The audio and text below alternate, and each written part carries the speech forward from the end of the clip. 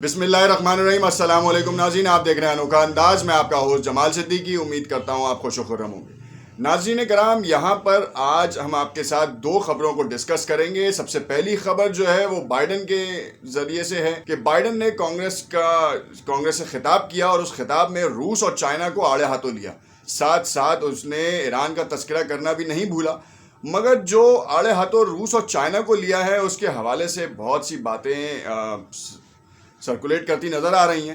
دوسری طرف ہم آپ کو بتائیں گے کہ سعودیہ کے ولی عہد محمد بن سلمان نے جو ہے وہ ایک انٹرویو دیا تھا، جس کے بارے میں ہم نے آپ کو پچھلی ویڈیو میں بھی بتایا تھا۔ اس کے حوالے سے متعدد ممالک کی طرف سے بیانات سامنے آئے ہیں، جس میں ایران کی طرف سے بھی بیان سامنے آیا ہے اور ساتھ ساتھ یمن کی طرف سے بھی بیان سامنے آیا ہے، جہاں پر عرب ریاستوں کی مشترکہ فوج جو ہے وہ کاروائیاں کرتی پھر رہی ہے یمن میں حوثیوں کے خلاف۔ اب سینیریو اس وقت جو ہے وہ بالکل ہی چینج ہوتا دکھائی دے رہا ہے۔ امریکہ جو پہلے چاہ رہا تھا کہ ایران کے ساتھ مذاکرات کرے، پھر اس کے بعد دوسری طرف دیکھا جا رہا تھا کہ افغانستان سے جو ہے وہ اپنی فوج کے انخلا کے اوپر اس نے بات چیت شروع کی۔ طالبان کے ساتھ اس نے منجمد جو ہولڈ ٹاکس تھی اس کو دوبارہ انیشیٹ کیا اور اس میں کہا کہ ہم 1 مئی سے تو نہیں، مگر ہم 11 سپتمبر کو جو ہے وہ ٹوٹلی آف کر دیں گے، افغانستان سے چلے جائیں گے، اور اس کے لیے B-52 طیارے بھی جو ہیں وہ ایئرپورٹس کے اوپر آ چکے ہیں۔ اب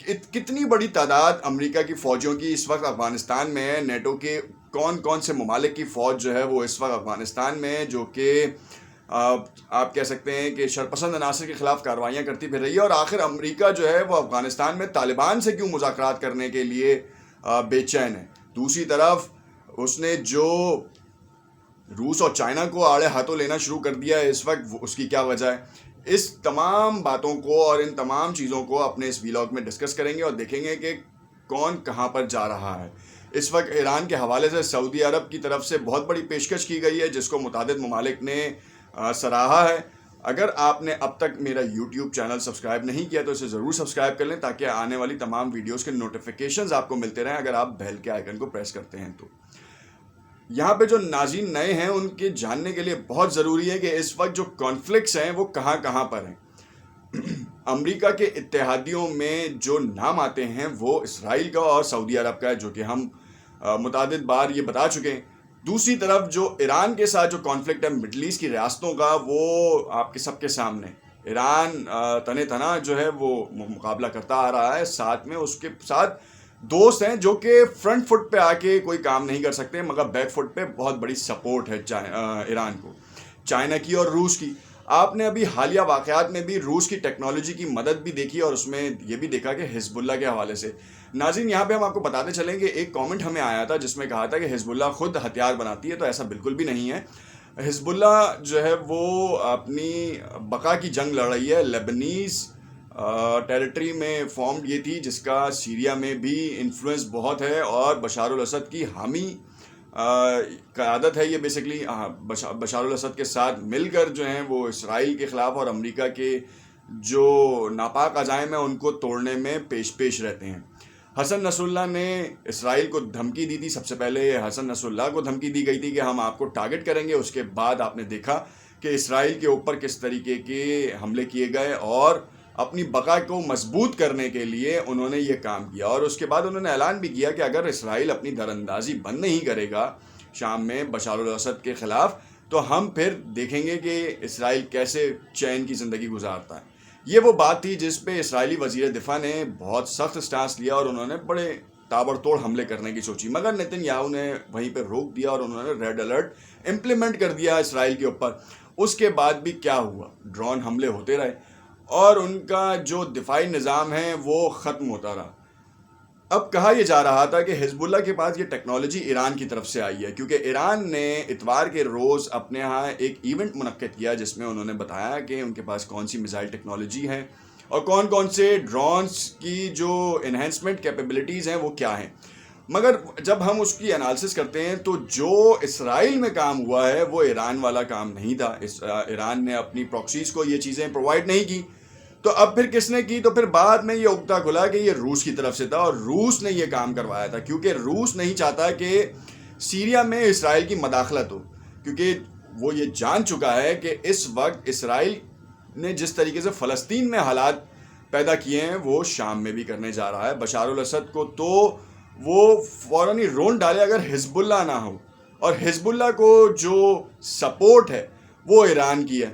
اس میں کوئی شک نہیں کہ ایران کی سپورٹ ہے, بحالی کے کام ہے. کچھ فورس کے حوالے سے بہت سی باتیں منظر عام پر آئیں, جواد ظریف کا انٹرویو لیک کیا گیا, مگر یہاں پر جو بائیڈن نے جو سخت اسٹانس لیا ہے اس کے حوالے سے آپ کے سوچنے اور سمجھنے کے لیے بہت ضروری ہے کہ جو بائیڈن نے چائنا کو آج سے نہیں عرصہ دراز سے کئی دہائیوں سے جو ہے وہ سخت نشانہ بنایا ہوا ہے.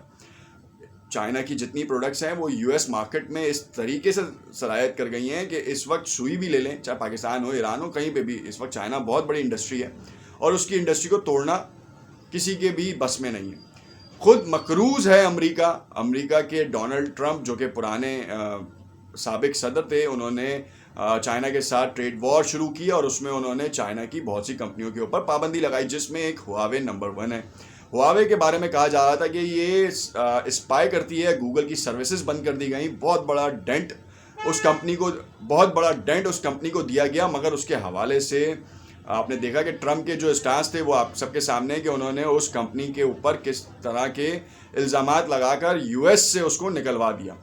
انفیکٹ جو یہ پورا پینیٹریشن ہوا ہے وہ پورے ورلڈ وائڈ ہواوے کی جو سیل ہے اس کے اوپر امپیکٹ اس کا آیا اور بہت بری طریقے سے متاثر ہوئی ہے. اب ٹرمپ نے کہا کہ ہم اپنی اکانومی کو بوسٹ کرنے کے لیے اپنی کمپنیز کو اور اپنے امپلائیز کو جو ہے وہ فیسیلیٹیٹ کریں گے. ٹرمپ چلے گئے, بائیڈن آئے, بائیڈن نے بھی وہی اسٹانس لیا, اور اس وقت بائیڈن کو خطرہ لاحق ہو رہا ہے کہ افغانستان سے تو ہم نکل رہے ہیں تو کیا ایشیا میں ہمارا اثر و رسوخ کم تو نہیں ہوگا. تو انہوں نے کہا کہ انڈو پیسیفک اوشن میں جو ہے وہ ہماری پینیٹریشن رہے گی, ہم کسی سے کانفلکٹ نہیں چاہتے مگر اپنے دفاع کے لیے یہ کام کرتے رہیں گے. اب دفاع میں کس سے کام کریں گے؟ صرف ایک ملک بچتا ہے ایران, اور اس کے بعد بچتا ہے پاکستان. تو ان دو ملکوں کے اوپر کڑی نگاہ رکھنے کے لیے اور سعودی کے مفادات کو خاطر میں رکھنے کے لیے شاید بحر الکاہل میں جو ہے وہ ان کا انفلوئنس رہے اور اپنی فلیٹ کو جو ہے وہ اور زیادہ ایکٹیو کریں. اس فلیٹ کے ایکٹیو ہونے میں بھی آپ کو ایک کانسپائرسی بتائیں کہ یہاں پر اس فلیٹ کے ایکٹیو ہونے سے اسرائیل کے مفادات کو بہت بڑا خطرہ ہے. اسرائیل کے مفادات کو خطرہ اس لیے کہ اسرائیل چاہتا ہے کہ اس پورے خطے کی سیکیورٹی اس کے ذمے آئے تاکہ اس کا ریونیو بڑھتا رہے, اور ساتھ ساتھ جو وہ نئی کینال کے اوپر کام کر رہا ہے, نیو کینال بلڈنگ کے اوپر کام کر رہا ہے, سوئس کینال کو ڈیمولش کرنے کے لیے کام کیا جا رہا ہے. گریس کے ساتھ پیکٹ ہوا. آپ نے دیکھا کہ ماضی میں ہم نے آپ کو بتایا 2 ہفتے قبل 4 ملکوں کے وزرائے خارجہ کی ملاقات ہوئی اور اس میں یہ بات ڈسکس کی گئی, اور انہوں نے اس بات کو ڈسکس کیا کہ ہم یہ کینال بنائیں گے اور اس کو جو ہے پروموٹ کریں گے. تو اب دیکھ سکتے ہیں کہ اب اس پورے بیلٹ میں اسرائیل اپنی اجارہ داری قائم کرنا چاہتا ہے اور یو ایس اپنی اجارہ داری قائم کرنا چاہتا ہے, کیونکہ سعودیہ کے مفادات بہت اہم ہیں. تو اب کہانی کس رخ پہ جا رہی ہے؟ بائیڈن ابھی اس وقت کھسیانی بلی کھمبا نوچے والی سیاست کرتے نظر آ رہے ہیں. ایک طرف ایران کے ساتھ تعلقات استوار کرنے کی باتیں کرتے ہیں تو دوسری طرف افغانستان سے فوجیں کے نکالنے کی بات کرتے ہیں, اور تیسری طرف امن کی بات کرتے ہیں. حاصل وصول کیا ہوگا؟ دیکھتے رہیے گا انوکھا انداز. ان سوالوں کے جوابات آپ کو بہت جلد ملیں گے, اور اگر آپ کے پاس کوئی جوابات ہوں, کوئی منطق ہو تو ضرور کامنٹس میں ہمیں بتائیے گا تاکہ ہم اس کے اوپر آپ کو تفصیل سے جواب دے سکیں. دیکھتے رہیے گا انوکھا انداز. شکریہ.